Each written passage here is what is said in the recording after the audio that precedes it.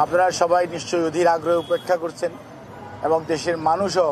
উৎকণ্ঠার মধ্যে আছেন। বাংলাদেশ জাতীয়তাবাদী দলের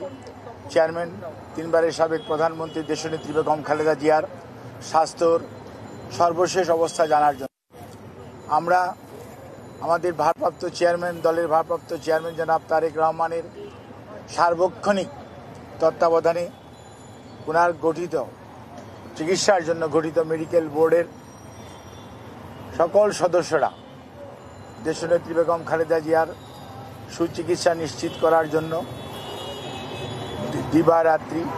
সবসময় অত্যন্ত সজাগ এবং দায়িত্বশীলভাবে তাদের প্রফেশনাল দায়িত্ব পালন করছেন। যেহেতু এই মেডিকেল বোর্ডে বাংলাদেশের বাইরেও ইউকে, ইউনাইটেড কিংডম এবং ইউএসএ অর্থাৎ জন হপকিন্স এবং মাউন্ট সিনাই হসপিটাল এবং সেই সাথে অস্ট্রেলিয়ারও চিকিৎসকরা সংযুক্ত, সেজন্য আমাদের এই টাইম ডিফারেন্সের জন্য আপনার মেডিকেল বোর্ডগুলো সাধারণত রাত্রিবেলায় করতে হয়, যাতে আবার খেয়াল রাখতে হয় যাতে অস্ট্রেলিয়ার জন্য খুব গভীর রাত্র না হয়। সব কিছু মিলিয়ে চিকিৎসকরা অত্যন্ত নিষ্ঠার সঙ্গে আমাদের দেশের এবং দেশের বাইরের যে চিকিৎসকরা রয়েছেন, সর্বোপরি দেশনেত্রী বেগম খালেদা জিয়ার নিকট আত্মীয়, বিশেষ করে উনি সার্বক্ষণিকভাবে ওনার চিকিৎসা ব্যাপারে তদারকি করছেন এবং ওনার ছোট ছেলের বউ অর্থাৎ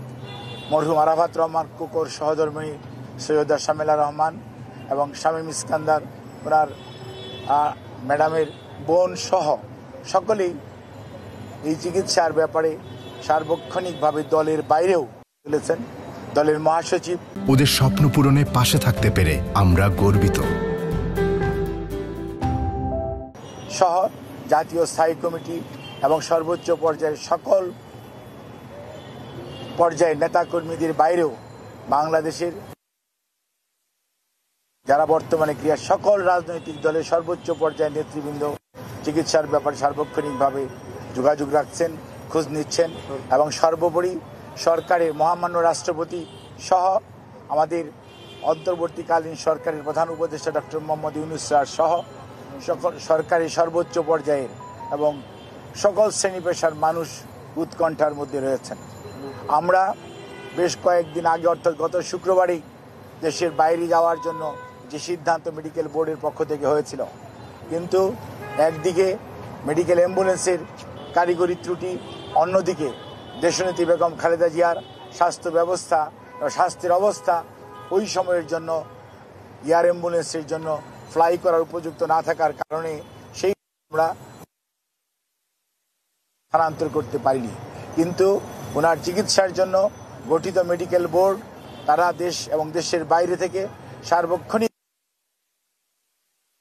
উন্নতি হয়, সেজন্যই ওনারা ওনাদের পরামর্শ দিয়েছেন এবং আমাদের মেডিকেল বোর্ডের সদস্যরা যারা এখানে আছেন তারা সবাই সেইটি বাস্তবায়নের জন্য সবসময় চেষ্টা করছেন এবং সেই লক্ষ্যেই আমরা এগিয়ে যাচ্ছি, যাতে সর্বোত্তম সেবা ওনার জন্য নিশ্চিত করা যায় এবং পৃথিবীর মধ্যে যাতে ভালো চিকিৎসা যেটি সেটি উনি পেতে পারেন, সেই জন্য এখানে রেখেও দেশে বিদেশের পরামর্শক্রমে ওনার চিকিৎসা অব্যাহত রয়েছে এবং আমরা খুবই আশাবাদী, মেডিকেল বোর্ডের সম্মানিত সকল সদস্যরাও আশাবাদী যে ওনার চিকিৎসা নিশ্চিত করা যাবে এবং পরবর্তী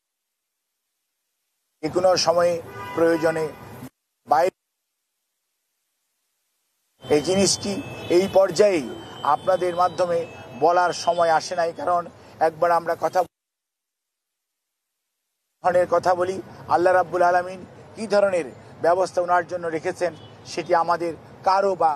ধরা ছোঁয়ার মধ্যে পড়ে না। কাজেই মহান আল্লাহ রাব্বুল আলামিনের রহমত এবং মানুষের দোয়া এবং সব মানুষের প্রচেষ্টা এবং চিকিৎসার সাথে সম্পৃক্ত চিকিৎসক, নার্স সহ সকল পর্যায়ের চিকিৎসা কর্মীদের অব্যাহত প্রচেষ্টা, সেই সাথে ওনার পরিবারের সকল সদস্য সহ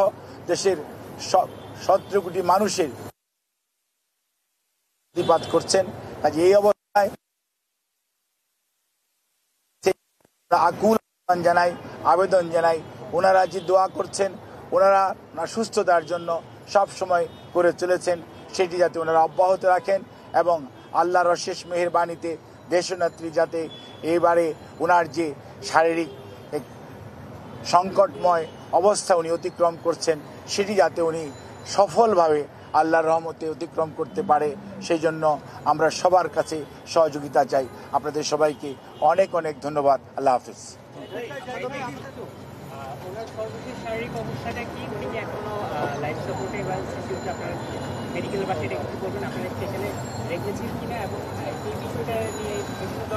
উনি আপনাদেরকে মাধ্যমে আরো একটি কথা বলতে চাই, অনেক সোশ্যাল মিডিয়াতে বিভিন্ন ধরনের কথা বলেন, কিন্তু আমরা আপনাদের মাধ্যমে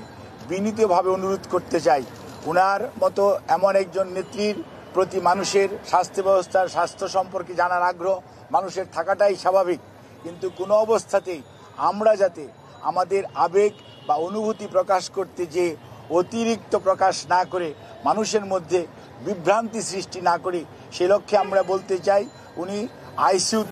উনি চিকিৎসাধীন আছেন এবং উনি সর্বোচ্চ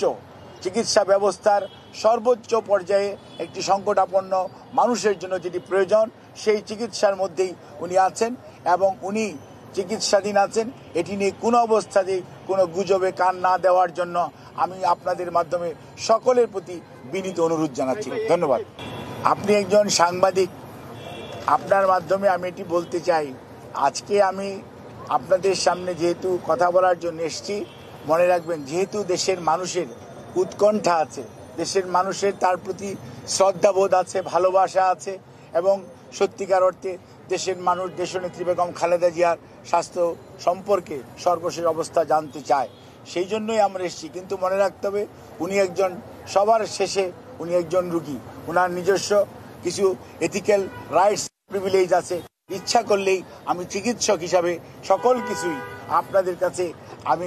প্রকাশ্যে বলে দেওয়া এটি মেডিকেল সায়েন্সে কোনো অবস্থাতেই পারমিট করে না। তবে আপনাদেরকে আশ্বস্ত করতে চাই, ওনাকে যে চিকিৎসা দেওয়া হচ্ছে সেই চিকিৎসা উনি আগের মতোই আমাদের মেডিকেল সায়েন্সের ভাষায় যদি বলি, she can continue on maintaining her treatment, এবং ডাক্তাররা যে চিকিৎসা দিচ্ছে সেটি উনি গ্রহণ করতে পারছেন এবং সেটি উনি নিয়ে সত্যিকার অর্থে রেসপন্স করছেন। ধন্যবাদ।